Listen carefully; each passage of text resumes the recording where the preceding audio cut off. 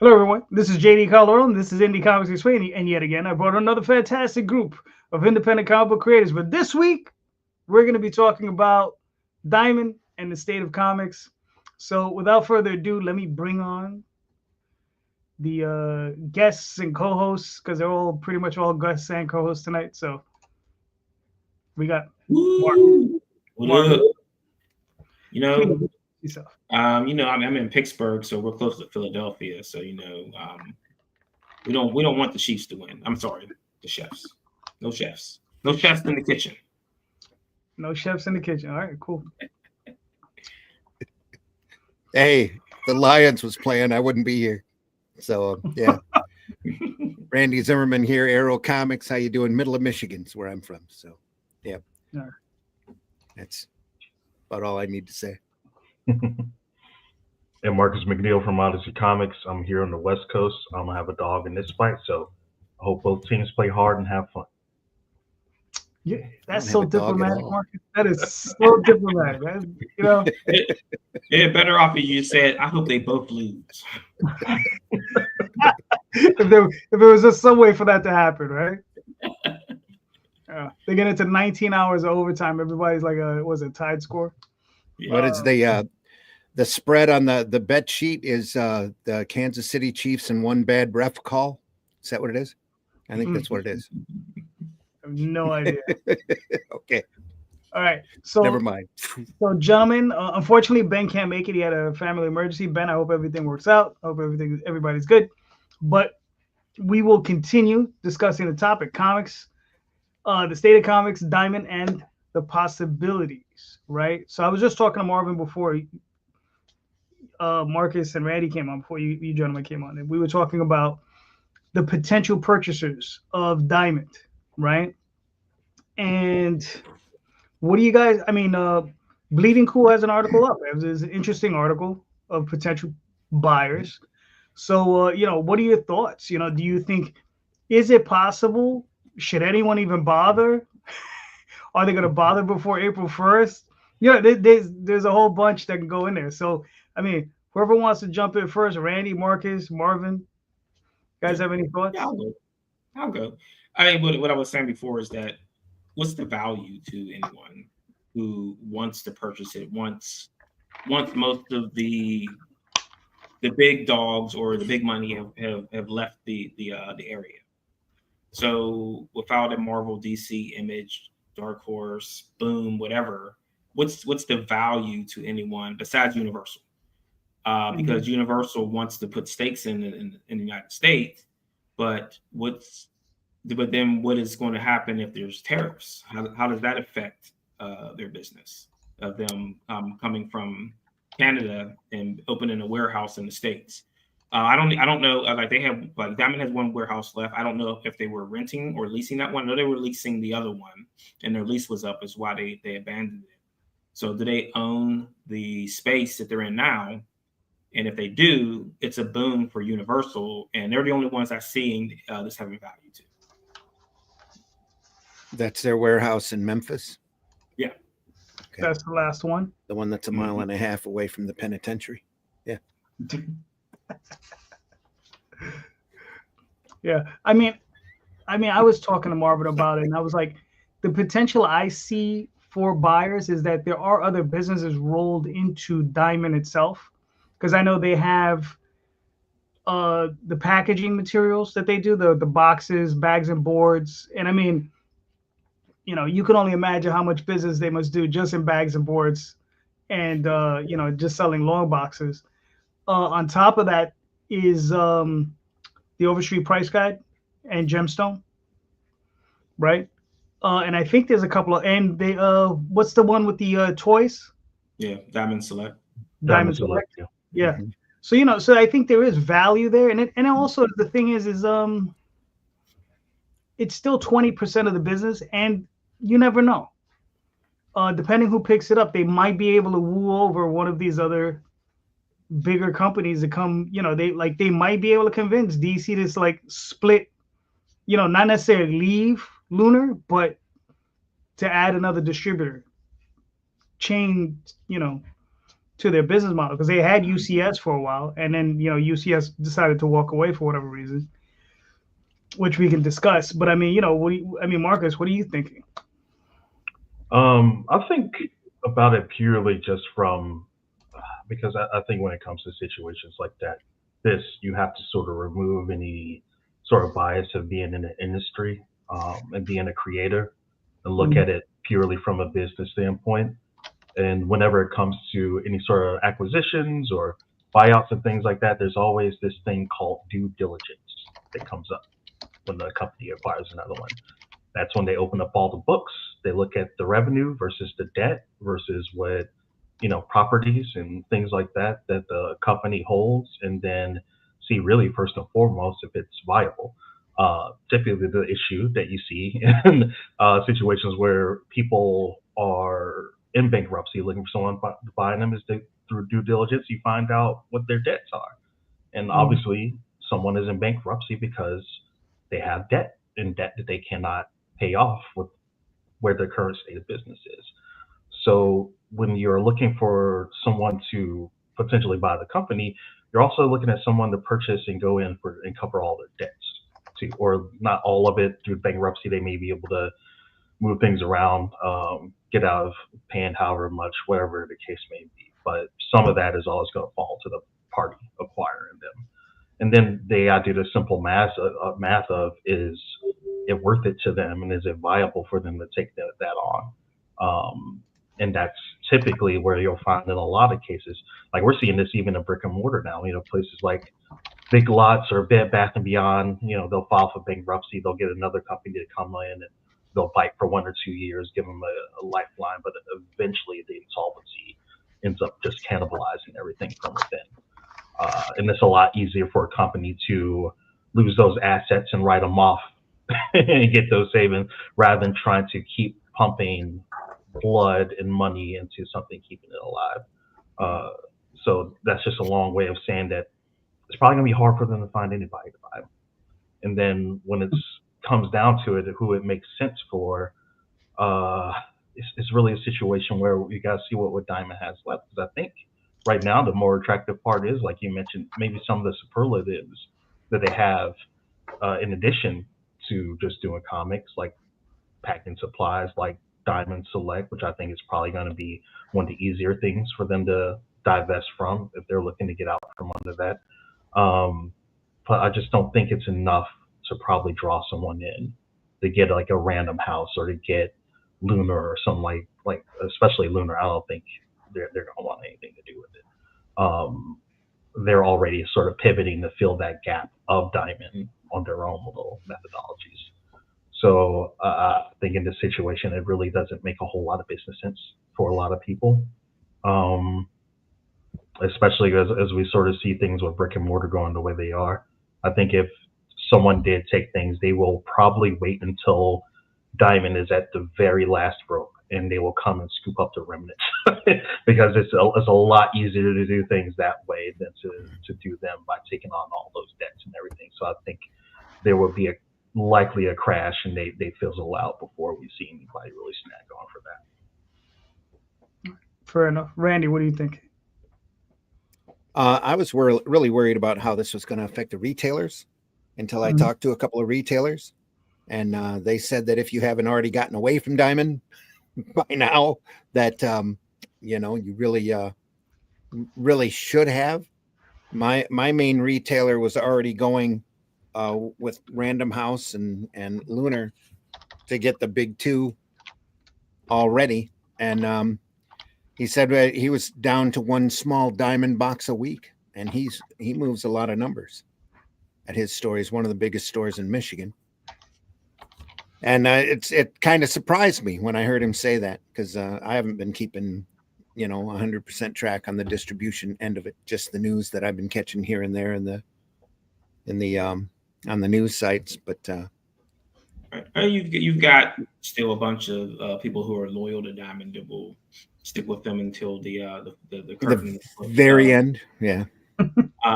But most of the stores they've moved on a while ago, and in my opinion, the big evil that Diamond brought in was the word exclusives, and they really, I think it's them going bankrupt is kind of a self-fulfilling prophecy when they haven't done much for the industry outside of cause havoc and make money in the middle. Right. That seems to be the only thing that they've really contributed. So, well, I in my mean, opinion, I think Free Comic Book Day was a boon, and it should have expanded out. So it should not have been just something that was concealed to a comic book shop. well, there's a ton of things that they should have done. I've seen nothing but, and from my end, I retailed for a decade. Yeah. It worked in independent comics, dealt with Diamond. The last time I personally dealt with Diamond was back in the early 2000s. Mhm. And even then, I was discouraged from dealing with Diamond. Every time I turned around, there was something new that came up, or, being stuck in that green section was just, rough. And it shouldn't have happened, but Diamond kind of backed themselves into that corner, and as soon as that corner found its way to move along outside of the exclusives contract, they kind of shot themselves in the foot pretty hard. Right. But right, and they were continuously playing catch up with the rest of the industry. Like I said, we were saying before, is that when Comic Hub came around, that's when they activated their pull box. They didn't do that until Comics Hub was a thing. So you were late to the party on that kind of thing. Well, a lot of that happened too from them becoming stagnant because they were the only dog in the woods. They had complete control over both ends of the industry from the middle, and they didn't care to try to improve themselves or the market in general. In my opinion, I mean, Free Comic Book Day is a nice gesture, but when that was originally started to try to cash in on the MCU movies, that Marvel would never want to cash in on, because by the time anybody got to the comic shop, wanted to see an Iron Man book, it was a completely different character. Right. Yeah. So right. That's what I'm saying is that it's something that should expand it outside of the comic shops into libraries, into schools, into the movie theater. At the time of those movies were playing, you should have 100%. had a rack up ready to go, and Marvel, and they did it again. So not only did they miss the train with the movies, now that Marvel Rivals game is out, it's a hit, and they've got nothing. They've got nothing prepared for it. Like, so you're going to again send someone to the comic shop, pick up a book. This isn't what the character looks like. Well, who is this? I don't know who this is. So again, you're shooting yourself in the foot with your popular product and not trying to push it back to the original source of the material. Well, just imagine if you were at Marvel right now running their reprint department, the first thing you'd want to do is a series of books of characters fighting other characters. And put that Rivals logo right up there and just push the heck out of it. Right. But what they should have had ready was a Marvel Rivals miniseries. That too. Yeah, absolutely. Yeah. I mean, they are reproducing. They're doing an Omni on Marvel 2-in-1. So, that's probably as close as the Rivals things that they can have. Well, the biggest thing for me growing up was the Avengers versus Defenders battle. The first one that bounced between Avengers and Defenders. You couldn't stay away from that. Everybody wanted to know who was going to beat who. Right. But they are like, they're giving away, like on the TV shows and with the Captain America movie, they do have digital codes you can get to get a free digital comic. Okay. But, that doesn't do anything for the retailers, though. That doesn't, exactly right. It's nothing. It's like they're just really poor synergy across the board there. Yeah, it just doesn't make sense. Well, I think it's just that comic would never came out of Joe Mad. And I don't think they can afford Joe Mad these days. Yeah, they didn't 4 years. They don't want to afford him. Working on it. Have to have 3 years run up to it. Yeah. But like you say, is that they like it's the stagnation of not only the distributor but the leads of the industry. So they're like feeding off of each other, and they're like there's no blood left in the body. No, they've definitely mosquitoed it. They've sucked all the blood dry out of it, and now they're left with the husk. What are they going to do? So you think about it, like in 30 years since the 90s, you had 10,000 at least comic shops in the United States, including Hawaii and Alaska. Yeah. You've gone down to 2,500, give or take, and that doesn't concern these people that you lost about 8,000 shops. and it doesn't throw up flags and saying that we should stop this. We should do something to stop this, because that's our lifeblood. Your books aren't on newsstands. Your books aren't on spinner rack. Mm-hmm. It doesn't make, like, you're creating product that no one is reading. What's the point of creating it if it can't get to people? That's the point. Yep, exactly. Dead on. Well, I mean, I think there's a few points of failure there. Is like, I think one of the big points of failure is that Disney just took Marvel underneath its wing and never gave it the expectations to really make money. Like, they didn't leave it as its own corporation and just said, listen, you're a wing of us. You're just a smaller corporation that runs underneath us, but you guys have to make money. They're always there, and they're always funded by what? Underoos and whatever else. Yeah. The publishing end, I think they just have to keep their heads above water just to keep Disney, happy, right? It says, don't lose any money, just make enough. And that's all they're doing. They're just making enough. That's why we end up with 50 covers. Like, what is it, 50 covers on a book? Mhm. Well, that's how they break even. Yeah. Yeah, and especially when you look at what they're doing too, because I mean, comics, especially compared to say licensing, Spider-Man merchandise, X-Men merchandise, stuff like that alone, because it's saying Marvel, but Marvel also has to do not the heavy lifting, but the portion of their end by marching out, a bunch of different books and a bunch of different covers for characters like that too. Yeah, I mean, I heard one. I think it was a guy Perch, where he was saying that he feels that Marvel and DC should just treat the comic division as R&D and just pump money into it, hire the best writers, hire the best artists, because that's the stuff they're using to fuel the movies and TV shows anyway. But if you have trash comics, you're going to eventually have trash TV shows and trash movies. Well, I think they're figuring that out, aren't they? Yeah, I know. That's the point there. I think that they're at. They're just like, oh, this stuff is not that great. Well, that and the fact that they feel the modern comics are so bad, they're telling their writers not to look at the comic material, make it up on their own. Mm-hmm. It's just a shame to see, because all of their money was made in fan service, pretty much all of MCU's money, and they're still riding on those fumes, even though they've wandered about as far away from it, I think, that they can at this point, especially when it comes to quality and writing ability. Yeah. Getting back to the original question, like, I live in New York City, so I was actually in Midtown Comics on Wednesday picking up the previews. Mm-hmm. And while I was in there, and I was telling this to Marvin before we got on the air, I was like, I saw one of the owners, right? And he's a guy I've been in and out of those stores for the last 20, 30 years. So I see these guys and like, hey, what's up, blah, blah, blah. You talk, a little chit chat or whatever. And we just started talking about whatever. And I just stopped and I just asked him, I said, you guys going to buy Diamond? And he kind of looked like a deer in the headlights, and he just stopped and he was like, we might. And I found that to be really interesting. And there's a list of that Bleeding Cool has, and they're on the list. They're UCS, right? That was the company that they were splitting it with Lunar with DC. And I've heard some people posit, like, why would they even bother, right? Because they had DC, and they said, no, we don't want to do this, right? My thought is that it could be that maybe they liked that extra revenue they were making from it, but they may have had the prettiest girl at the prom, but sometimes you can have the prettiest girl at the prom and she might smell a little funky. So, it could be that deal that DC cut for them. And mind you, I'm pretty sure DC was the one that gave all the terms. They were just not happy with it.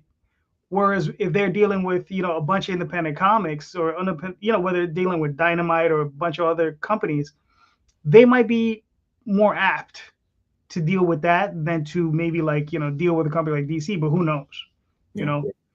I mean, it's a massive toss up on what they think they can get out of it. I mean, like I was saying before, is that we got pinged by Lunar, but what's our catch on that? Is like, are they serious about us, or are they just throwing a line out to see if we're going to submit something. I mean, I'll submit something, but doesn't mean that it's going to work out. I don't even know what their terms are. Like, I have no idea if their terms are worse than diamonds, better than diamonds, the same as diamond. But I mean, in that instance, it's like still up in the air as we try to figure out what our path is for retail. Mm-hmm. Yeah. You guys I think, we're in the mode of not just trying to count on those 200, 300 shops that we deal with. So I mean, we're in that end of, even though there's 2,000, there's not 2,000 ordering our stuff. Right. Mm-hmm. And the thing is ultimately, let's say, on that list is, what is it? Is Penguin Random House? Let me see.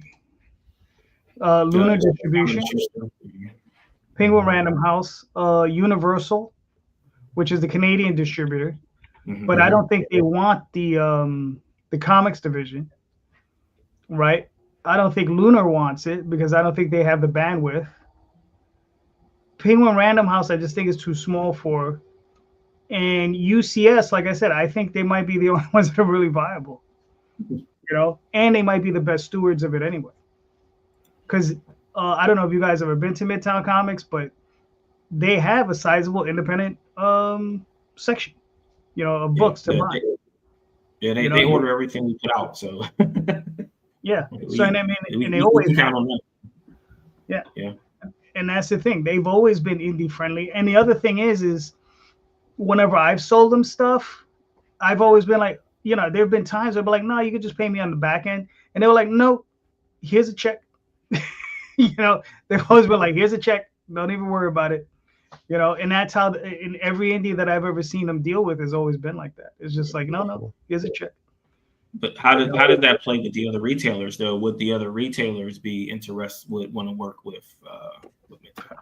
They're already dealing with Luna, who's DCBS. I mean, it's at this point, it's like 2 of the largest retailers in the country just selling to other retailers, right? Yeah. I mean, and a lot of them were upset about that from the outset. They were just like, because DCBS is considered predatory, because they discount their stuff I love them. I buy from them every month, so I can't complain about it. But Midtown has a huge online presence as well, and they say between those 2 shops, I think they were like 8% of the market. Wow. Cool. Right. And that was just them not being distributors. Yeah. That was just their shops. And if you throw in another company like mycomicshop.com, which is, they say, another viable purchaser of Diamond, those are the only companies that I could really see having the bandwidth to really take on that task of being able to get out those books every month. People with huge warehouses and with massive amounts of staff that could do it. I was going to say that's never stopped somebody from making a foolish purchase in the past. Think of Marvel and Heroes World. Yeah. I got the money. I'll spend it. Square peg, round hole. Yeah. Mm-hmm. Yeah. Well, believe it or not, Marvel's on that list too. And I'm like, God, I hope not. I can't see Disney that interested no. in moving hard copies of comics. They'd be more than happy to license it out and have somebody else do it. Yeah. I think in the long run, they figured they'd make more money. Mm-hmm. Leave all the responsibility back onto the creators. Yeah. No, and the printer or the publisher. Mm-hmm. But right now, none of those guys, are going to go in and try to take the Marvel contract. You might see, who is it, Skydance, Skybound, Kirkman come in and do that. He's in a decent position, but maybe a few of the Image folks. But I think overall, the only ones that can really do it is probably him and Todd McFarlane. They're the only ones I think with enough cash on hand that would be able to do it. I wouldn't think IDW would be able to do it. There's another one, Graham Crackers. Yep. Yeah, he's huge in the Midwest. He's all over Chicago. Yeah, I just found out we had one in my area in California. I didn't know they were out this way. A Graham Crackers? Really? That's cool. Yeah. Of course, I'm a Chicago boy originally, so that's chain I'm most familiar with. Mm-hmm. What's up, Hey, Alex? Allison. Hope you're doing well. Yeah. So yeah, I mean, what do you think of Marcus? I mean, what do you think? A lot of these companies can fold in or fold out. I'm more of a fan of things folding out. I'm at the point now, and I think we see this with things on the internet. We call it the enshittification of the internet, where everything has become crappy because it becomes centralized. Once you have these, big entities of Facebook and Amazon, Google, whoever the case may be, they consume so much and they centralize so much, and everything else sort of goes away, that they are under no sort of auspices to continue improving their service or to keep their things that they do make you pay for at a good price, and things like that. And everything's just been getting worse and worse and worse and worse.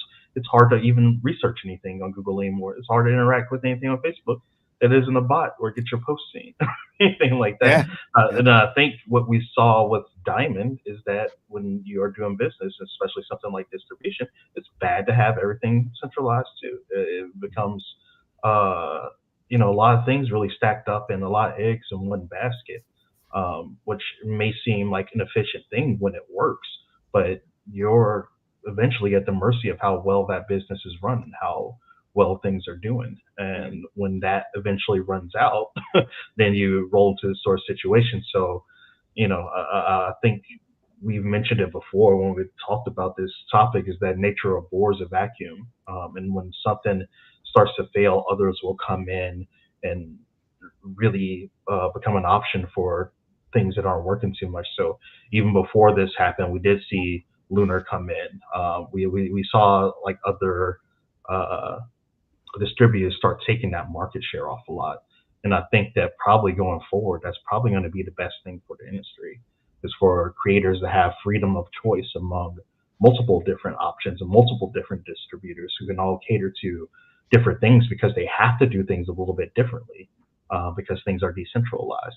So I think at the end of the day, it sucks that, it's happened with Diamond, especially because, it was distribution home to a lot of indies, and a lot of people are going to be feeling pain from this. But the end result could be down the line, things are better overall for comics, or at least there's more opportunities spread around from one way to another. There's no way to tell right now how that's going to play out, but essentially, nobody being too big to fail at that point is something that might work out for the industry as a whole, even if it's a negative right now. All right, that's fair. I mean, I don't know, because I'm torn, right? Over so many years, right, Randy? It's like screaming at Diamond, sons of bitches suck. Why'd you do that to me, right? And now that they're on the precipice of going away, you're like, damn it, we still needed the sons of bitches, right? It's like, well, the cool thing about comics history that, and I love I love comics history, is that whenever there's a problem like this, whenever there's a hurdle that comes up, there's something in the system that goes awry, somebody comes up and steps in and figures out a runaround, at least one. Right. And I honestly think that when the history for comics is written, the two biggest crippling effects, or the two big crippling incidents that happened in comics to really hurt the art form, is going to be the Comic Code Authority and Diamond going exclusives, and chasing off all the other distributors. Because back when Diamond when all of this distribution war stuff first started back in the 80s, before that happened, there were 24 distributors out there all over the country, or all over the continent, really, that were distributing comics, and they were distributing a lot of comics. Yeah. And we were going through print runs of 20 to 40,000 on little independent black and white books, and that's unheard of now. But they all got whittled down, and a lot of those distributors, a lot of those guys that had distribution companies, had their own shops, like Bud Plant and Frank's Friendly Franks and all of that. A lot of them started out as shops that decided to become hubs and take in direct comics and move it out to as many clients as they can find, and in order to make a little money in the middle. And that did nothing but help comics. Back when Capital City was running, they were really pushing independence, and you saw a lot of stuff go like crazy. But once those distribution wars come up, all of those little fads in the independent market just kind of disappeared. No more ElfQuest, no more Bone, no more Turtles. All of that just stopped when Diamond took over. And then Image came in with all of their superheroes, or the Circle template era is what I call it. And just came in and just flooded the market with inferior superhero titles, and killed the black and white market. Though there were still a lot of really inventive black and white books coming out from a lot of very creative people that aren't around now. Even a lot of those guys haven't even come back from and tried crowdfunding. But there was some pretty cool books back out during the 80s that nobody talks about anymore. Right, and you could probably stamp it down that Death of Superman was probably the end of that era. That's part of it. And that was the one that killed, started to crash, because everyone wanted that book and thought they were going to be millionaires off of it later on. And they just flooded, they just bought so many of them. You could probably get it for 50 cents or something. Yeah, Image starting up too really crippled. I mean, horribly crippled the black and white market. And X-Men 1, I think, was a big crippler too. Yeah, as far as that goes, because there were retailers out there that bought cases of X-Men 1 and that they still have unopened sitting in their storage rooms. So, yeah, I mean, I forgot what, somewhere around 85, 86, I think it was, I read, there was a month or a couple of months that Marvel started reprinting a lot of their older books, a lot of their classic stuff, a lot of the John Byrne stuff that was a few years old at that point, like this Phoenix Saga. And they had done, I remember these books they had put out, they were $2 and $2.50, and they were 64 pages or 48 pages and really thick. And they were kicking out Marvel 100 pagers for a little while, at $2.95, I think it was, reprinting just classic 80s stuff. Yeah, and they were doing it to basically kick the crap to take the money out of the pockets out of the retailers, so that they wouldn't have money to spend on indies. And then they discovered variant covers. So there you go. Oh, yeah, but that came later, though. I mean, we're talking about the 80s. The variant covers came much later. Dead World back in 85 was first variant cover. So. Oh, really? Funny. Yeah, we were doing a zombie book back in 85, Dead World. And that book that Kirkman has probably read and swears he didn't. But anyway, we got complaints from retailers and I was art director at Arrow at the time. The second cover or the issue number 2 cover, I had a zombie on it with his abdomen wide open and guts falling out all over the place. It was a great cover. Vince Locke is amazing. And the retailers complained, this book is too gory. Your cover was too horrible. We had to put I had to cut a backing board and stick it over and just leave the logo out on top. How dare you sell us such a gory looking cover? It's tame by today's standards, but anyway. So starting with, I think, issue 4 or 5, Arrow started doing 2 different covers. There was a gory cover and a tame cover. And the gory cover was really gory and the tame cover was really tame. I mean, like a still life, an apple sitting on a table, those kind of covers. And we sold the hell out of that book. And that was the first really variant cover, that retailers actually asked for it.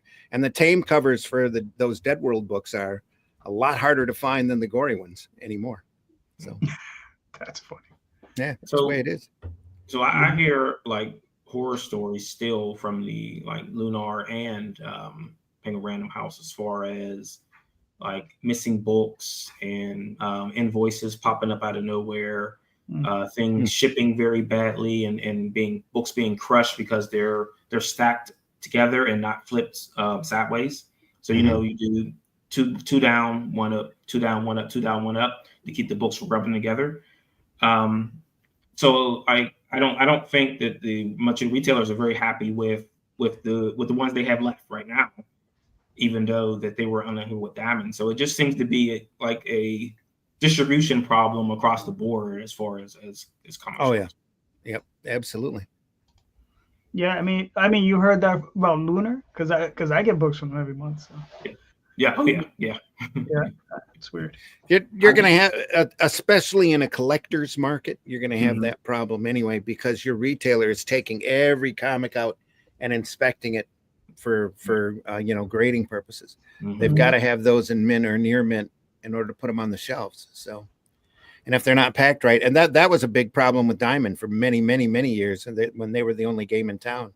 Mhm. They'd set it up, and you'd get a UPS driver, a delivery person, or whatever that just like to drop that box on the corner, and you'd get a whole row of books that were damaged. So just to tell myself a little bit, I worked at the post office, and we were encouraged to throw mail. Just saying. And you're encouraged to throw stuff around. Oh yeah. Oh yeah. Okay. I was there one day, and this girl picked up a box, and it had no insurance labels on it, and she dropped it. All you heard was glass breaking. So I'm assuming they were like champagne glasses or something. Oh man, wow. That's crazy. I mean, yeah, I worked at FedEx, and they showed us video of the process. You know, the stuff the boxes go through, because they throw them on conveyor belts. Yeah, they and it's insane. But they showed us those because they pack at the stores, at the FedEx shops, and it's really for that, so that you know what the process is, so you pack properly, so that it survives the that process. But you're charging an extra like 10, 15, 20, 25 bucks for the package. So and that's the one funny thing is that someone had mentioned Amazon as a distribution source, and yeah, so randomly you like get books in a paper envelope. Yeah. Or like I got like 4 times in a row Funko Pop shipped in one of those paper envelopes, smashed it every time, and I kept like asking for another one, and they're like, yeah, we'll send it back and we'll protect it this time. Send it in the same envelope, and the box gets crushed again. I was like, this. Yeah. I don't understand why, if they don't have an option for you to select your packaging, and just charge you extra for packaging. That's all. What's funny is, Brandy, to your point, I just ordered an omnibus of Dalgota. Remember that? Oh yeah. So it just came out, and I ordered it, and it's from Amazon. Yeah. And I got it in one of those. I got it in a bubble mailer, and there's like, you can just tell there's like an indentation in the cover. There's a crinkle in the cover, and I'm like, I'm like, I didn't send it. Daphne was like, send it back, and I was like, no, I'm not gonna send it back. I'm gonna read it. Yeah, heck, it's still good. Yeah, I'm just gonna keep it here to read it anyway. So what if the corner's dinged? Yeah. But it is annoying though. It's just like, oh yeah, it's annoying. It's really annoying is then this is off topic, and sorry for that, but what's really annoying is getting books shipped to you from your print-on-demand printer in a box that has the whole corner of them, the whole. Oh yeah. I've seen that before too. The whole side corner just smashed. Yeah. I get no protection in the box whatsoever, just in a brown envelope basically, and sits out. I use comic impression, and like, as annoying as it is, they ship it with a box inside of a box. As annoying as it is, having to open 2 boxes, I feel crazy for shipping it like that, because it cannot get. There's no way for it to get damaged because it's in 2 boxes. Yeah. No, because because my printer, they shrink wrap the books, and then they wrap them in bubble wrap, and they put them in the boxes, and it tends to survive. Once in a blue moon, I'll get a ding, and I'll be like, want to curse out. Far between. Yeah. So here's a question for you. If Diamond folds, what happens with Free Comic Book Day? It's free for no one anymore. Yeah, who knows what'll happen there. So it's a boon for shops though. They get a lot of traffic in those shops on that day. Shops can make their own Free Comic Book Day. But they're overstock. Yeah. But then you also have local comic shop day that's done by Comic Square. They do that in September now. Yeah, but I think that's an important question too, Marvin, because I think lot of creators by extension, do that too. Like I typically participate in the free comic book days. I might have some exclusives for free comic book day that I am giving away and burn through, but they're like mini conventions, and some of them are more lucrative. And 4 hours of being there for free comic book day, I'll do more than I'll do at a 3-day convention. Right, and you didn't have to pay for a table or didn't have to pay for nothing. Yeah. I go home. So everything is profits. Like we do really well on free comic book day, and we sometimes we split the team up and we go to different shops. So then that's not only is that help us as far as gaining traction and money, but being visible in those stores so they know that we care to help generate sales for them. So I mean it was like when we were down there this last year, more than 30 people walked into that store. I'd never even been in here before. Never been in here. I was just walking past and I saw the sign, free comic book day, free stuff. Oh yeah, I'm in for that. So I mean if that goes away, then you're losing revenue, because I believe that most shops that's the busiest day of the year. It's like Black Friday for them. Right. Yeah.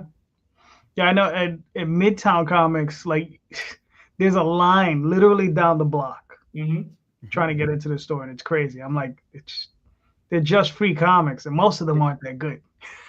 Well, no, but it's the illusion. Oh yeah. You just sell ultimate sign that says free, and people will come and say, "Well, what do you got?"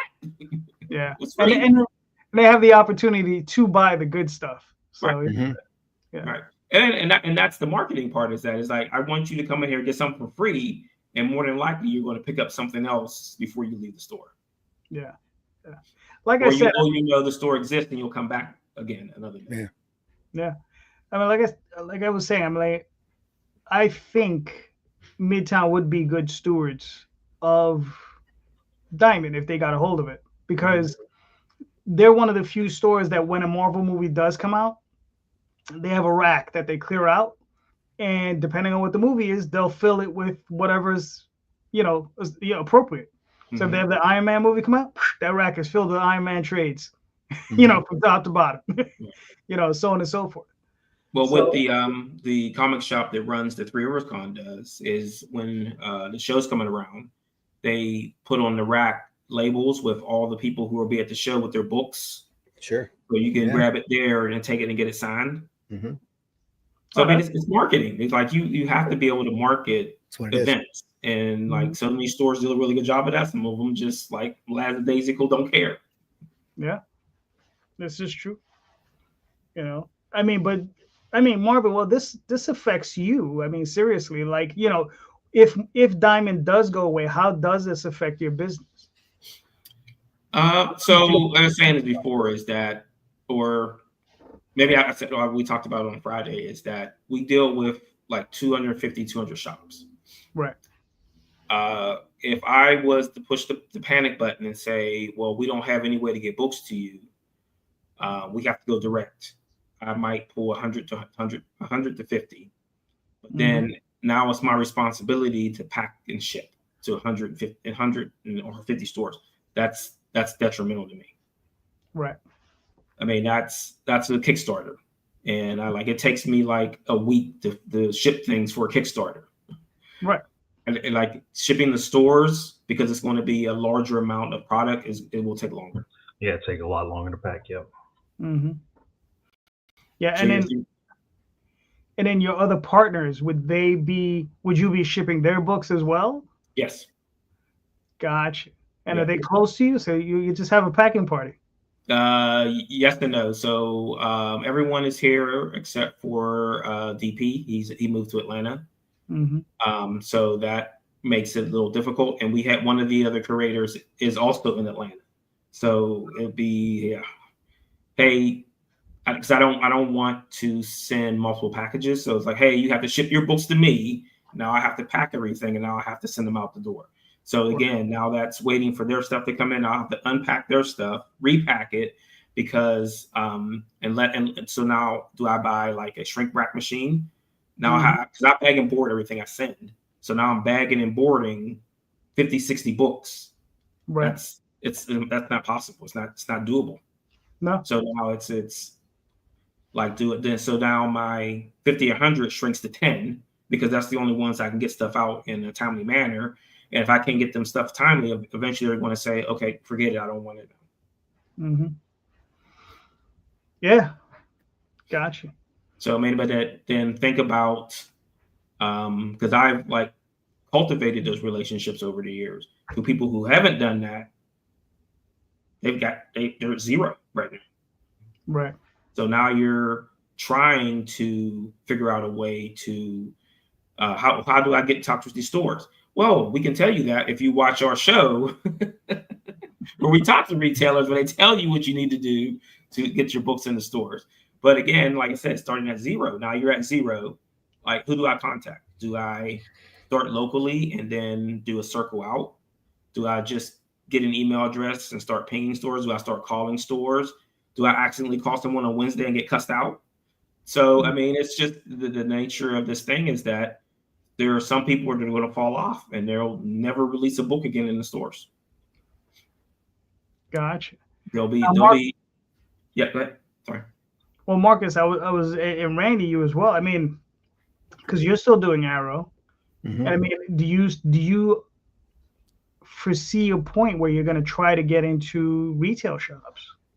If the opportunity opens up and you know the stars align, right, I guess. But in the meantime, we're just crowdfunding and retailing through comic ordering systems and Critical Blast. So Right. Gotcha. we looked at it. We're still looking at it. We're also looking at a digital option of getting our stuff online. But right now it's baby steps, one little bit at a time. So I'm still waiting for that ideal. I still think that somebody here in the North America is going to figure out a format that's going to be accessible and physical and pretty inexpensive and pick back up again. But I think it's going to take years for recognition to bounce back up again, I think. So have you looked at ICV2 yet? We have looked at them. I don't think we've gone or done anything in their direction. But we know that they're out there. Yeah. They recently sent out an email saying that they were getting ready to start doing marketing to retail stores. Okay, cool. Well, then Luke probably got a hold of that.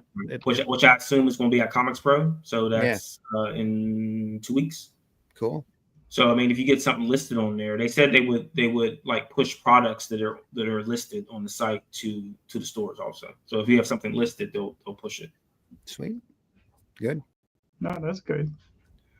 So I mean, the same thing for you, Marcus. I mean, you're producing a lot of books. I know you're going primarily digital and online, but retail. I mean, you have any thoughts towards that? I mean, what are you looking at? Yeah, because the retail side is something that we're trying to dial up this year. Like I think I said on Facebook the other day, we got one book that's in the direct market right now, and that's probably going to turn to 12 to 14 books in the direct market. Cool. As we end the year, and a lot of that is just us finally being able to hit trade on a number of things and like some new projects that are coming down the pipeline that are a little bit friendlier in that regard. But I'm one of those people where I always think of both problems and solutions holistically. And that's really like kind of the bad thing about me too, because it's not just like, I want to get my books in shops and I'm just going to do the thing and find distribution. No, I'm one of those heady assholes who has to like think like, but how can I make this better? How can I change things? Or how can I pivot into a way that I feel like is not necessarily just scratching my back, but solving a grander problem, like at the end of the day. That's where my mind is for distribution. And that's a harder thing to do. And that's also what keeps me from doing things a lot. But I only think about that because I recognize maybe I possibly have the ability to affect something and change something. So I want to explore avenues. I'm one of those people where like, always got to walk my own lane, and I always got to like hold my own cards. And that's really hard to do in the distribution world. And for comics as it's set up right now. And I also recognize like as a whole where things are kind of going for the industry too.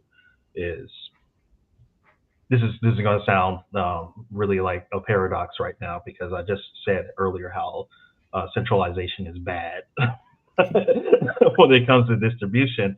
On the industry side, we actually need like a little bit more centralization, because we have so many creators, we got so many publishers um, who all want to have the same goal, but it's hard aligning things. And I think, with Diamond, the situation there where it was the place where things could, on the indie side, could be coalesced together, we're going to lose that to a certain regard, especially once the floodgates open to, other avenues, whether it be, ICV2 or whatever Lunar has planned. It's going to be hard fighting for spaces in that sort of situation. That's So I'm, a dog eat dog situation. yeah, it's going to be dog eat dog, and we know how comics is. You know how it is, crabs in a bucket. That's that's what we come down to. So the mud raking and everything like that, I can already see it potentially getting really ugly. I mean, that's one of the things that we as Comicsburg tried not to do, was to kick anybody down. Like, I want to put a ladder down and drag you up the ladder if I have to, which is why, like, to me, I feel like that in our current environment, is that not only are we losing people who are reading comics, you're not going to have creators. Right. That next generation of creators isn't going to exist. And that's the one thing that we are trying to do. Like, we're doing some stuff with online high schools right now, next month. And we're going to expand that as far as it'll go into the colleges and to the schools, to like foster some kind of community around reading and creating comics before it's too late. Like, others aren't fostering anything. They're not doing anything to get that gleam in that eye of that 7-year-old, but with the books, but with the movies, and they just like, it's that quick fast, 15 minutes of something. And you got to get them to slow down and relax. But those movies aren't going to do that, because it's just flashing, blinking lights all over the place. Yeah, I even see with that with my own kid, who he'll ask me sometimes, like, "Oh, why are you doing that?" And ChatGPT can do it for you, or why are you doing this or that when this thing is easier to do? And I try to explain to him, like, I'm doing the work because the work is the work. And he doesn't like understand, like the younger generations don't understand that concept of like the doing is the do. It's not the end result. It's knowing how to take care of that and do it and create and craft. Everybody's younger generation has that problem. Yeah, that's it. The kids, as they get older, realize what work was about, and then quick I think it changed with my generation a little bit, because I think with millennials, we had access to the internet, and it's like, oh my God, I could go on YouTube and just learn something and do it. And like, I don't have to pay for it and do stuff like that. So, we started, really getting to more of the, artisan and bespoke things, and enjoyed doing that until the world made all that horrible for us to do. And I think a lot when it comes to the distribution side, and like really how things are going for us, like this year, with Odyssey, it's weird enough, because I'm shifting, I was saying we're shifting more from like just being like a straight up publisher to being like more of like a development house, like collective in a weird way. And even from like the actual business side, like we're not, a corporation anymore. We're technically a, co-op, because, some of my co-creators and employees and stuff have ownership within the company. They get a stake in lieu of, salary and regular payments and everything like that. And again, that's just me also being like, hey, if you're contributing, you're helping me get to where I want to be and need things to be, then you deserve to have like a piece of the pie when things like that come down. So really kind of in a weird way, like you guys know what the Criterion collection, of course, is. A Criterion when it comes to movies. Criterion doesn't produce movies of themselves. Like they'll, distribute movies that are already completed, repackage them, remarket them. The culture that they're doing around the product is about what they're doing. We even have the YouTube channel they have now, where people come and they shop in the Criterion collection closet and they pick out the movies and talk about the movies they like and things like that. I think that's sort of like the space we want to occupy a little bit more. Of course, always doing our originals, always doing our creator-owned stuff like that. But I think where my mind is usually at, and it's just how I am anyway, whenever I'm just browsing Kickstarter, looking for random stuff to back in and pick up and try out too, is I'm always looking for like something like, oh, this is really cool. This needs more eyes on it, wherever the case may be. It's like, okay, how can I incorporate that? And so not just what I'm doing on the publishing side, but what needs to be done on the distribution side, everything like that. So where it's like, okay, if you're looking for indie comics, you're looking for an indie comics publisher that is going to centralize things a little bit more, like maybe you look at Odyssey because like, oh, look at all these cool things that, they picked up from this person and that person and things like that. They're high quality comics. They're investing the time to do things with them. We got some things like that coming out that I've already been sharing and talking about like a little bit, to where, you're going to get, exclusive covers from us. You're going to get, maybe artwork that got remastered a little bit. Maybe we went ahead and relettered it. Maybe it was in black and white. Maybe we released it in color, like, little things like that that are going to be happening. And like, hey, this is what we think is something that's really cool that's happening in indie comics. We're publishing and distributing it. Like, that's going to be our avenue to make that happen. And it's for us, like right now is like, the traditional book resale market is what we're going through, but I'm trying to find a way to interact with the shops that is going to be something that's not just like another guy on the phone call, another guy sending the email, another guy walking in doe-eyed with his box of comics in his hands, dropping off for commissions. Like, how are we also changing the culture around how comic shops are engaging with the creators and displaying their stuff? Because I think that's what happens to a lot of us. The comic shops will pick up the books, but if we go in, we're probably going to be in the $1 bin in the back within a couple of months. At the end of the day, that's not helping us. That's not helping us reach readers. That's not helping the comic shop make sales. That's not fostering the community. What can we do on that side to do things? So I'm thinking about exploring options with like end caps and PDQ boxes. Yeah, I don't know if people know about those and things like that too much. Like, actually like be a presence in the store. So it's not just like, okay, there's Odyssey with 50,000 other indies that's on the racks or wherever the case may be. Like, oh, here's the Odyssey spot. Here's the Odyssey box that's on the table somewhere in the shop or at the end cap or something like that. What's in this box for, this quarter or what's going on? That changes things like a little bit. Right. Well, that was going to be one of our step ups this year, was sending out those standees with our logo all over it. Mm-hmm. To shops that we're asking for them. Right. And they're expensive. It can't be cost prohibitive. Yeah. I mean, it's just you just like that's your marketing budget, and you just try to you got to eat it sometimes, and you just you put the things in the cart, close your eyes, and hit the button sometimes. Right. Yeah, right. And then you just hope you recoup those costs later. I don't know. I think Randy and I are fed up with end caps and. Not if it would make us money. Yeah, wouldn't be that fed up with it. But yeah, true. It'll be a long time before I get into another weirdo distribution deal. That's for sure. Yeah, it's gonna have to prove a lot of stuff to me before we get into that again. Yeah. Over on Bleeding Cool, right now is a what is happening to Free Comic Book Day under Diamond bankruptcy article. They just posted. What did they say? Free Comic Book Day is owned. I can post it if you want to. I can share. I wouldn't want to. I don't know how they feel about anybody putting up this stuff. So. Oh, it's on the internet and it's not behind a paywall. Okay. It's all yours. I see how it is. Yeah.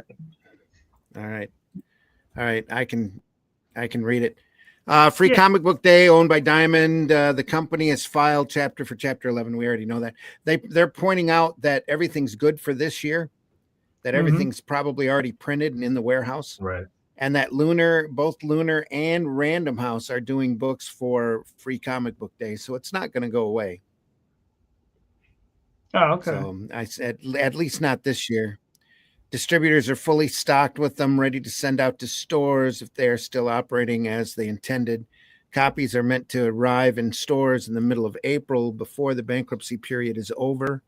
Some sites have reported the 1st of April as the bankruptcy cutoff date, but that is wrong. However, some titles available in bundles of 10, 20, or 25 or 50 will only be available from Penguin Random House or Lunar, with singles through Diamond, especially from publishers such as Mad Cave, Vault, and that recently left Diamond in total. Right. Yeah. DC, the April 1st isn't DC titles. Go ahead. Oh no, you were freezing. Sorry. That's the date for them to do layoffs. Is April 1st, not for bankruptcy. Yeah. DC titles will only be available through Lunar, and then they give a preview of what's going on. So everything's good for this year. Right. Yeah, they have a listing there for Penguin also. So I guess Penguin is shipping books for Free Comic Book Day also. Oh, that's cool. Well, I mean, and here's the other thing: massive comics. I don't know if anybody saw that they're going to be sub-distributing through Lunar. I mean, what are you guys thinking about that? I mean, do you think that's a viable option, right? Because I mean, they're by what I saw, by what I heard the guy talk about on another podcast, he was like, it's a $500 buy-in, right, per listing, per title, right? Mm-hmm. Well, I don't think it's per. I think it's per listing, not even per title. Because I mean, if it was per title, like if you had like, I don't know, my book, The Oswald Chronicles, and I paid him $500, is that going to cover the year? I don't think so. I think it just covers like October. One listing. Right, that one listing, right. And then they tack on another 3% on top of whatever Lunar takes as their cut. So I mean, do you guys think that's even viable? I mean, as a business model for guys like us, because obviously I don't think. I mean, you know, I don't even know who would be interested. To be honest. Yeah, that's kind of a tough one too, especially if like you've been doing it for a while, you've explored with everything. Just like, you know, we're with Ingram right now, so why would I potentially go with massive, pay them $500 where I have my own distribution setup? It costs me $0. I go and I upload my files, I get my proofs, I sign off on everything, I set my own prices, I do all that stuff. So it's like it's a little bit. It feels. I think it's. I don't want to like talk down on it because I think it's a cool thing potentially, but I don't think it's going to be a solution that works for everybody. I could see potentially maybe some more mid-tier people like possibly like going into doing that and then partnering with them for it, but you know it's going to be volume driven, or the potential for volume is going to be that, because you of course got to recoup on that buy-in, and if you don't even think you're going to be doing it, which some people might not, then it's already a non-starter for you. Right. Yeah. And then that's the catch, is that I immediately have to figure out how to recoup that $500 that I just spent. So if I'm selling books in $500 with Diamond right now, how do I have to increase sales? Right. I have to make $1,000 with Diamond. With Lunar. How do you do that? Yep. Right. Yeah, because I mean, you know, when you crunch the numbers, I mean, what a high end. And I mean, we're talking about outside of Dynamite, outside of, you know, any of those companies, right? We're talking about numbers that Scout was probably posting up, AP, those types of companies. Their highest selling books are like 4,000, 4,500, and that's their highest selling books, right? Their medium range books, 1,500 if they're lucky. And a lot of these guys are selling, what, 700 to 1,200 copies maybe on average, right? Again, if they're lucky. Yeah. Right, if they're lucky. So let's say they're selling 1,200 books, right?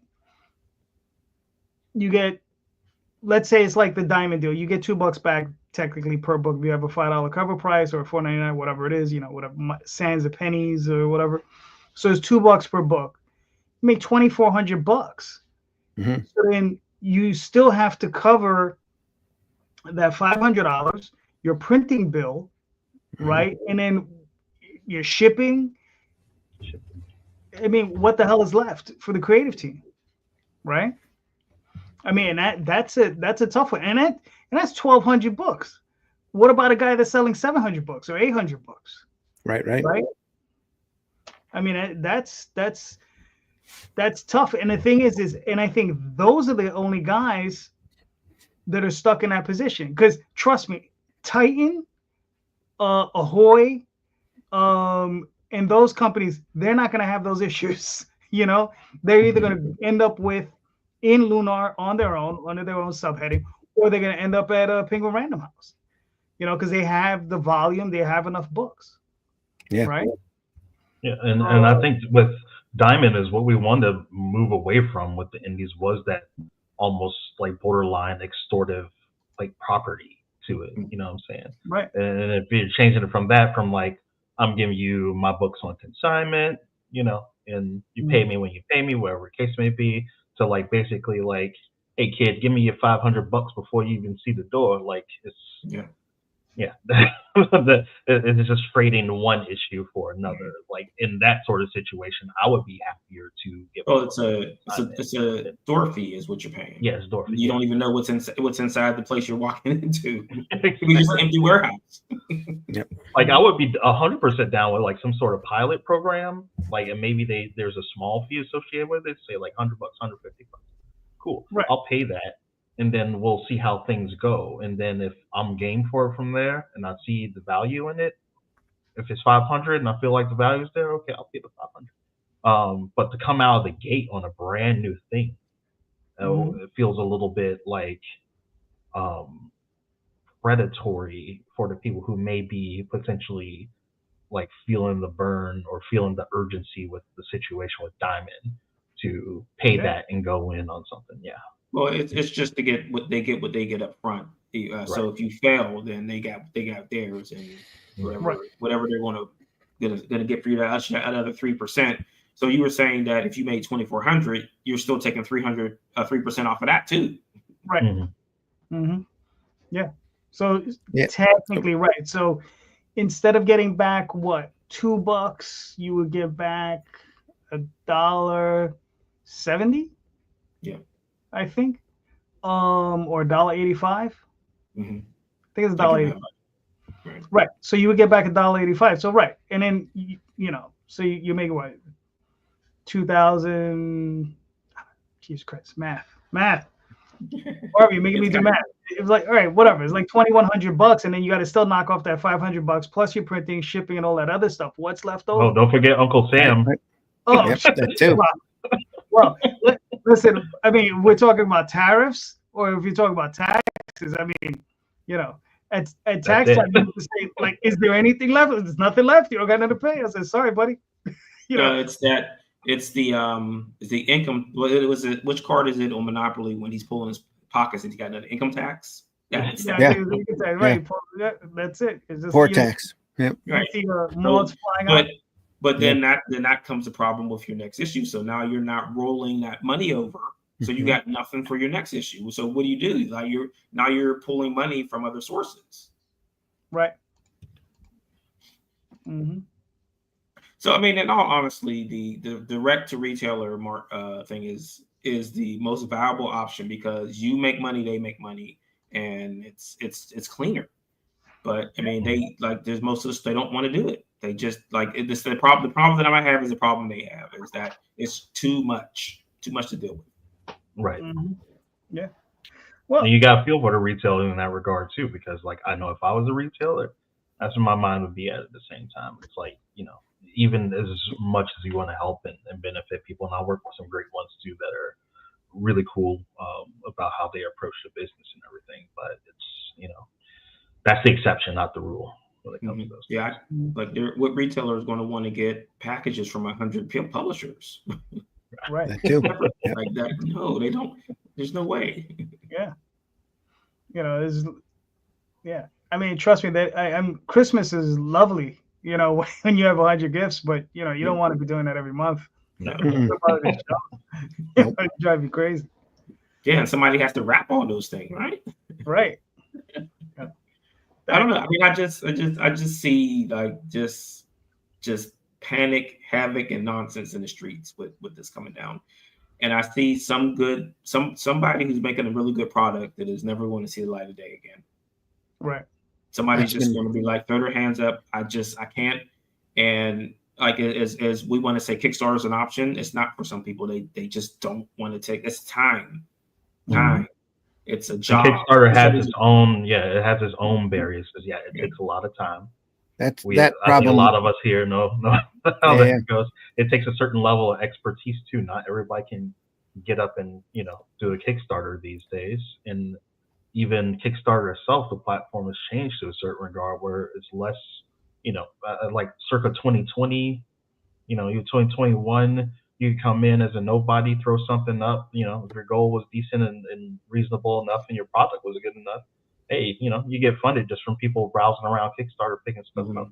There's not a whole lot of that anymore. You don't get a whole lot from like the discovery aspect of Kickstarter as much as it used to be. It's more about what you've built there already and like the base you've already established. So it's becoming less of a friendly place to new people. Right. And that's the changes in social media too, where people aren't seeing those posts. Like like somebody said, hey, I didn't see your post. I'm like, I posted this thing like 80 times. What do you mean you didn't see it? Yep. Yeah, I spam over Facebook and Twitter and Blue Sky. Guess what? The only thing that's brought any revenue in is Blue Sky because Blue Sky doesn't suppress anything you post with money. Right. So it was at one point where social media and pushing that around was probably like 15 to 18% of what we were bringing in or funded. We saw that drop to zero practically.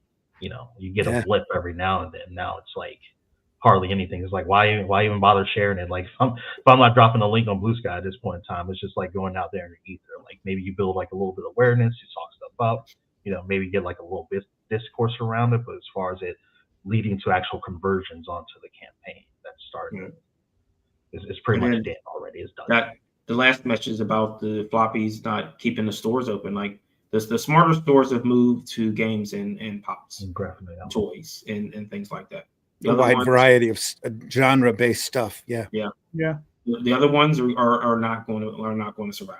Mm-hmm. Yeah, floppies as a whole too. I think are probably on they're on a timer. Yeah, they're on a timer with pretty much the generations that are right in this call right now. Because after my generation, that's when floppies got pulled. Thank you, Diamond. From having they weren't on spinner racks anymore. They weren't on newsstands. They weren't in convenience stores and grocery stores and that anymore. So that entire generation, after mine, grew up without comics being accessible to them. They were locked behind the LCS. And they can't survive that of Marvel and DC either. You have to have those other books that once someone drops an Avengers, you need to point them at another book. You don't want to lose a customer. You can't just say, oh, we don't got Avengers. If you don't like Avengers no more, I don't know what to tell you. See you. And it's the crazy thing too, is like, as I crack open more of the data, because I think really, I've always been looking at it, but with the situation with Diamond and everything like that, I've really been looking at the industry.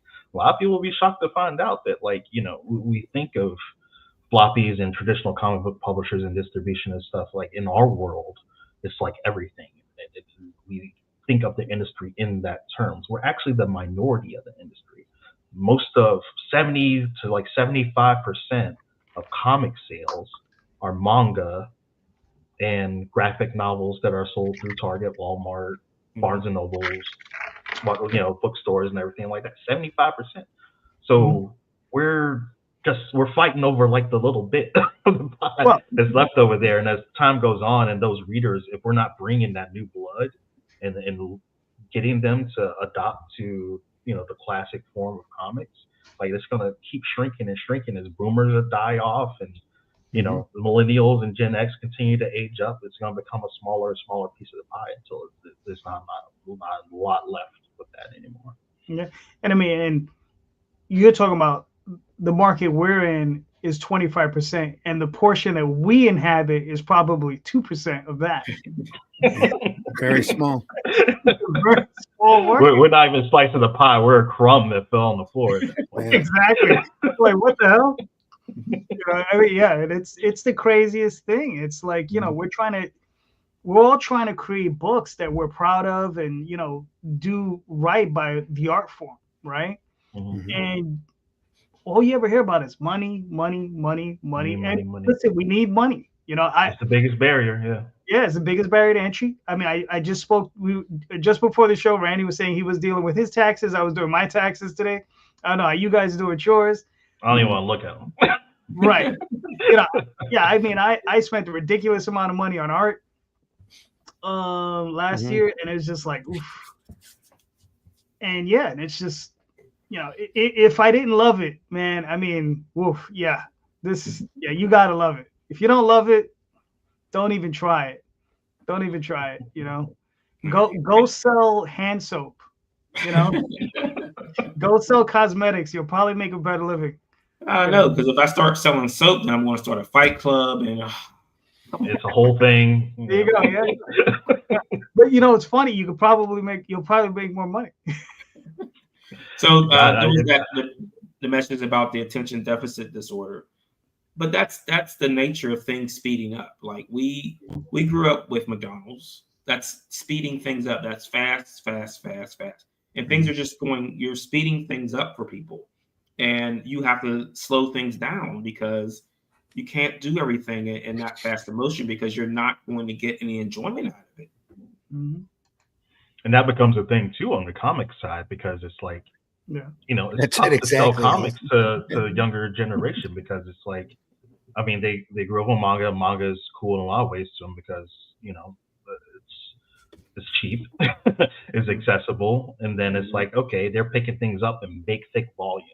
It's 1, 2, 3, 4 big thick volumes. When we're caught up, especially on the inside, where we're releasing our number ones, and then it might take us 2 years to get to our number 2. And they're not down for that. It's hard to retain that, and it's even an issue now within the direct market because I've had retailers straight up tell me that they don't do floppies with indies anymore. They don't have a trade or a graphic novel.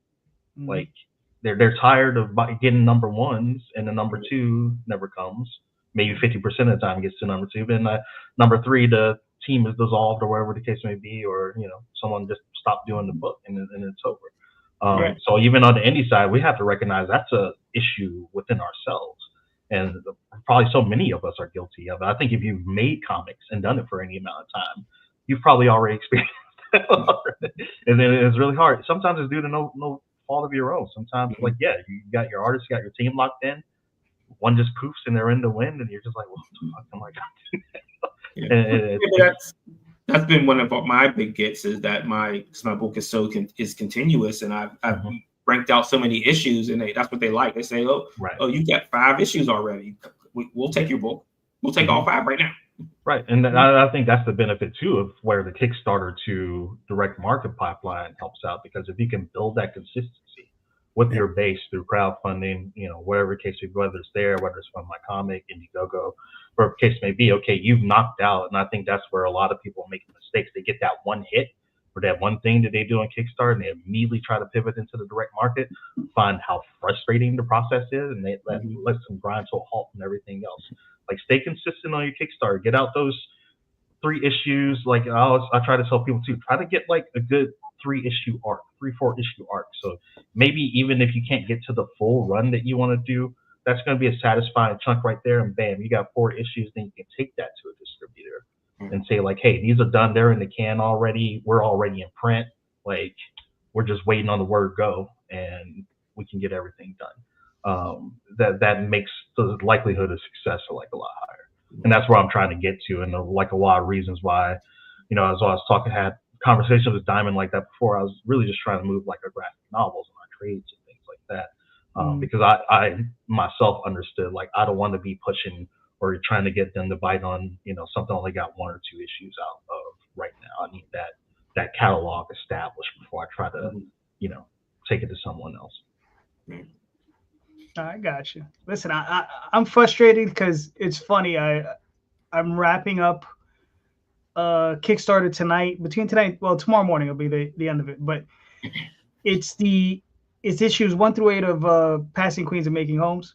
So it's Oswald in color for the first time, right? So I got the first 8 issues. I'm like, okay, so I got it. I first produced it as a black and white comic, then a black and white trade, and then now I do it as a black and white comic. And then my next step was to put it through the direct market. But like, poof, there it went on me. Yep.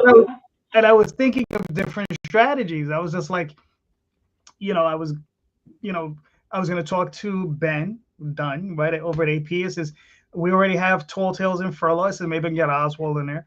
Or maybe I can do it another way, right? I was going to talk to Marvin, maybe try to do something with him.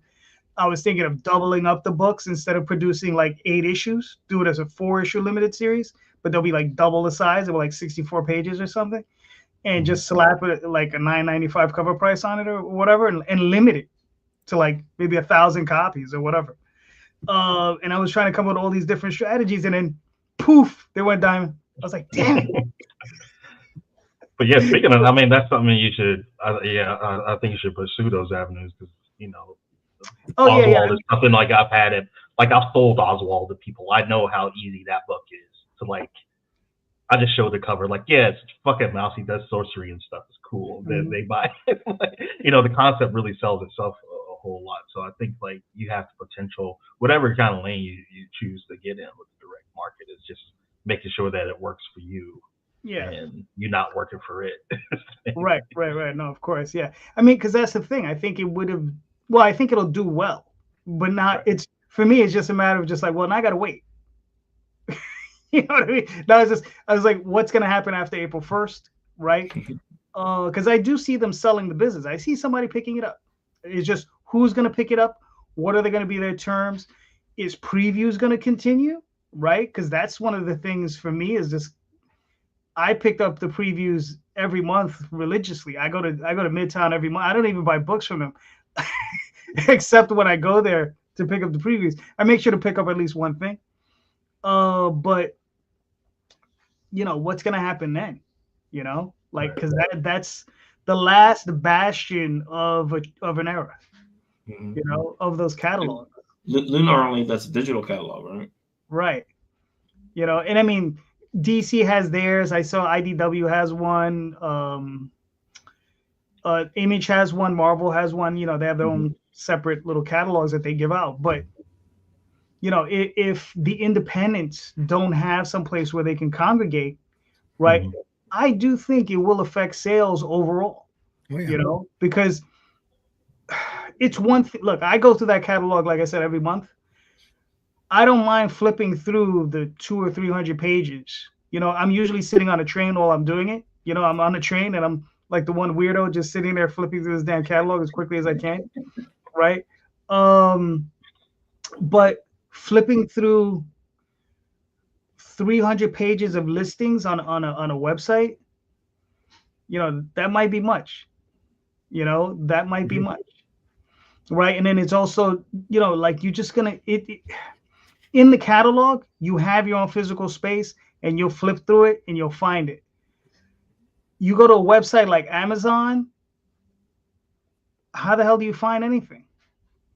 Right? Like, I mean, are they going to have a monthly catalog? Is it going to be attached to a bigger web page that's going to be like, okay, so issue 1 is available, but you can also or issue 5 is available, but you can pick up issue 1 through 4. You know what I mean? I mean, I don't know. It's gonna get weird. So I don't know. Like I said, I'm just gonna miss previews if it goes away. That's all. So. Right, but previews always be a good thing to check out too. Yeah, and I think the additional thing is with indies, and I think that's where we all have to recognize sort of the collective power that we have is that when anything cool starts taking place in comics, it comes from the indies. The indies are like the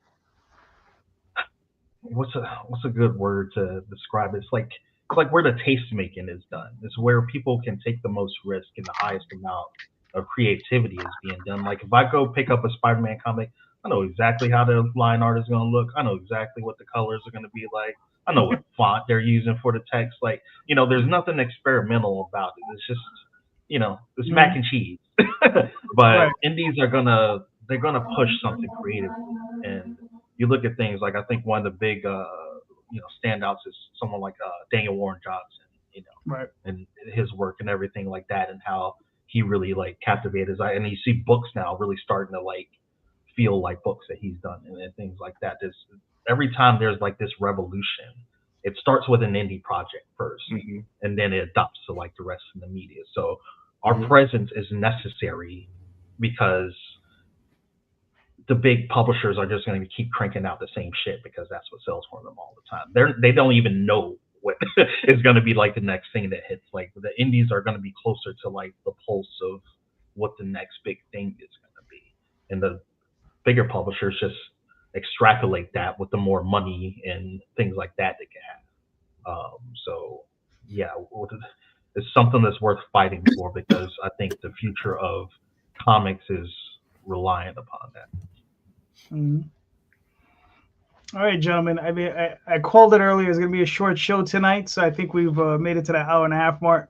So, in closing, does anybody have anything else they want to add or throw in real quick?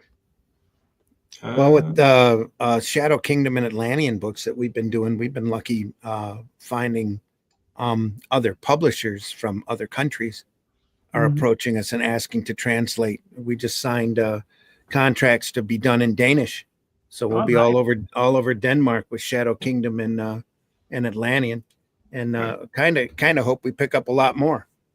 Yeah, that's another viable. It doesn't matter what language you read in, as long as you're reading. That that's what's important to me. And that's cool too. We'll have reading my stuff. Foreign market books going this year too. We're gonna have one French translation book in Spanish, and then probably another one is Serbian. And then United Kingdom. It's not a different language, but we're getting that whole side of the pond set up. Yeah. It's too bad there's not an agent out there willing to take on IPs like this and ship them around to other publishers throughout the world, because that would be one agenting fee I would be happy to pay. Yeah, I'm lucky enough that my assistant director does that like for me. So she's the one that's going to London and France and all the UK, EU markets and talking and shopping and making the deals happen and working with the teams and everything. So it's been a massive boom for me, 100%. Yeah. Oh, that's cool. All right, very nice. So, gentlemen, we're done for the night. Randy, where can they find you and your work, sir? Well, if you really want to talk to me directly, your best bet's probably Facebook, at least for now. But there's the Shadow Kingdom is available, and Atlantean 1 is available through the Ingram system, Barnes & Noble, Amazon, criticalblast.com especially has it listed. If you go through Critical Blast, we get a slightly bigger royalty percentage from them. So go there. Atlantean 2 is going to be available on Fund My Comics starting in March. That's when the campaign starts for that. And Russ is in the inking stage on that. It's completely penciled. It's a fun story. If you liked Atlantean 1, you're going to love Atlantean 2. I think we're really hitting our stride with that. Other than that, I'm going to be at the Great Lakes Comic Con at the end of February here, February 21st through the 23rd. I'm a guest there. Looking forward to, we're going to be doing a panel there on independent comics and independent publishing that I'm really looking forward to. Kevin Eastman's going to be a guest there, as well as Sam Jones from Flash Gordon. Anyway, he'll be there. But let's see. Other than that, I do 2 podcasts every week. The Indie Comics Network, the Comic Book Black Belt YouTube channel, Randy Zim YouTube channel, where we look at great old sequential, well, not old, not necessarily old, but great sequential art by some of the best people, or the people that we really admire. And this week on Friday, we're looking at Slain with Mike McMahon or McMahon. Work, just fantastic work. And then this morning at 9 a.m., the Sunday Funnies, and next Sunday as well, we're looking at Agonizing Love, which is a look at the golden era of romance comics.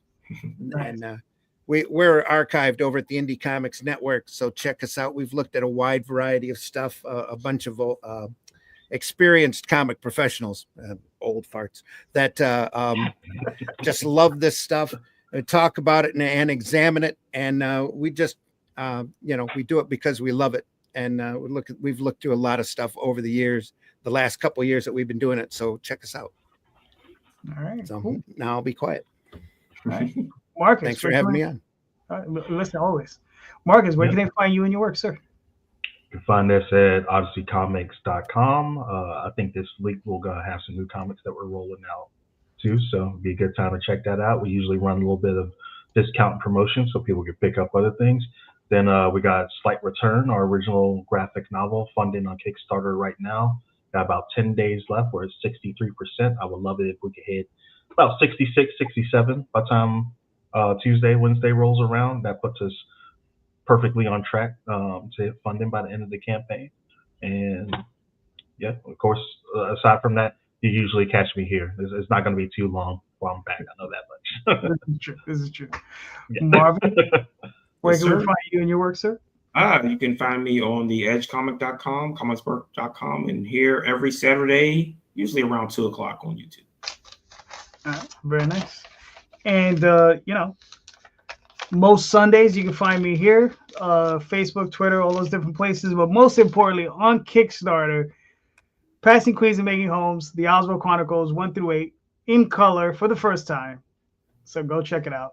There's literally, I think, only 14 hours left. So if you want them, go get them. And even if you don't want them, go get them. No, anyway. So thank you, everybody. Buy for a friend. Yes, buy it for a friend. Buy it for your friend, your nieces, anyway, whatever. But thank you so much. And also remember, everybody, in the show notes is links to everybody's pages, everybody's, if they have any Kickstarters or whatever, go click on those links, go buy those books. Because all of these gentlemen here, they're all making fantastic books, they're all making great books, and they deserve your help and your support. And even better, they deserve, or I should say, you deserve to read their work, right? Go check out the work. The work is good. The work is great. So go check it out. We're doing you a favor if you think about it. Exactly. So there you go, everybody. So just remember, read more indie comics, especially ours. Have a good night. Yep. Thank you. Take care.